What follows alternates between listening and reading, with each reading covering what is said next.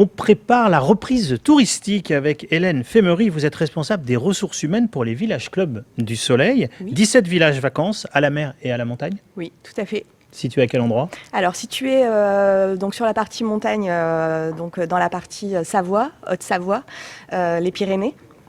Les Alpes de Haute-Provence également, et sur la partie bord de mer, donc la partie Bretagne, Loire-Atlantique, Charente-Maritime, également le golfe de Saint-Tropez, et une petite particularité qui est notre village de Marseille, qui est un village à la fois mer et urbain. Et puis c'est votre siège social aussi qui est basé à Exactement. Marseille. Donc les recrutements se font un tout petit peu à Marseille, mais beaucoup dans le reste de la France. Beaucoup dans le reste de la France, tout à fait. D'accord. Qu'est-ce qu'il faut avoir comme motivation pour intégrer un groupe comme le vôtre? Alors comme motivation, en fait, elle s'articule autour de nos 3 valeurs, qui sont des valeurs fortes chez nous. Donc le respect, la solidarité et l'excellence.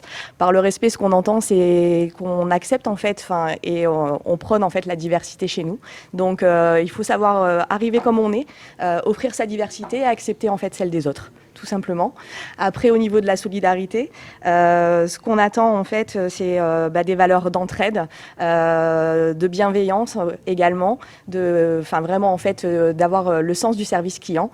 Et au niveau de l'excellence, en fait, c'est faire preuve de professionnalisme, tout simplement, à tous les niveaux, et d'être à l'écoute et de continuer en fait sur ces valeurs aussi de bienveillance. Alors, on l'a dit, votre siège social est basé à Marseille. Vous êtes confiant dans la reprise de l'activité? On espère en fait, parce que ça fait trois coups en fait qui pour nous ont été assez difficiles en termes de morale. On devait ouvrir en décembre, puis en février, puis en avril, et finalement ça n'a pas pu se faire avec une situation sanitaire qui ne s'est pas améliorée. Donc là, on espère vraiment, et on est dans les starting blocks encore une fois, et on attend que le coup de sifflet sonne. Mais en tous les cas, on est prêt. Comment vous avez passé la crise? Comment vos métiers, comment vos structures ont passé cette crise? Il faut faire preuve de beaucoup d'agilité, en fait, et avoir, comme je le disais, un moral et des nerfs d'acier.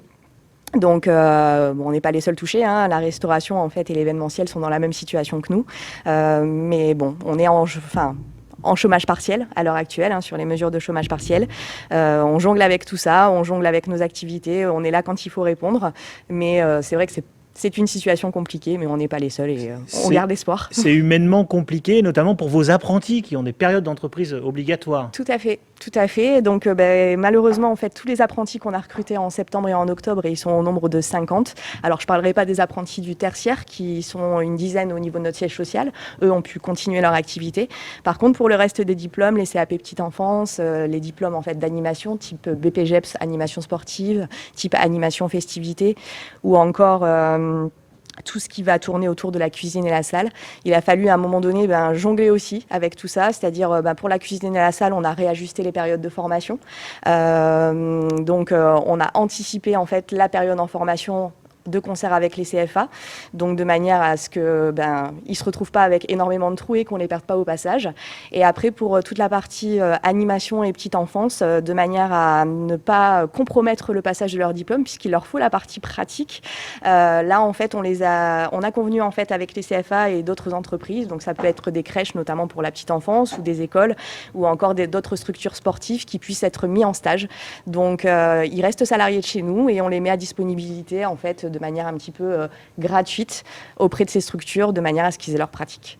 Donc des apprentis que vous allez continuer à recruter. C'est pour ça que vous participez à ce challenge alternance et stage qui est organisé par Jeunes d'Avenir et France Bleu Provence. Qu'est-ce que vous en attendez de ce challenge? Ce qu'on attend de ce challenge, c'est de la visibilité et un rapprochement avec les candidats, puisqu'on a déjà pas mal de canaux de diffusion, donc notre site emploi, après on a LinkedIn également, mais il y a besoin aussi en fait d'avoir cette proximité et de capter en fait les jeunes qui ne nous connaissent pas forcément, qui n'ont pas forcément l'idée de venir chez nous en fait faire leur apprentissage, et pour nous c'est encore un moyen de communication supplémentaire.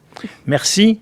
Hélène Fémery, vous êtes responsable des ressources humaines des villages clubs du Soleil à Marseille. Merci pour cette participation donc à ce challenge alternance et stage organisé par Jeunes d'Avenir et France Bleu Provence.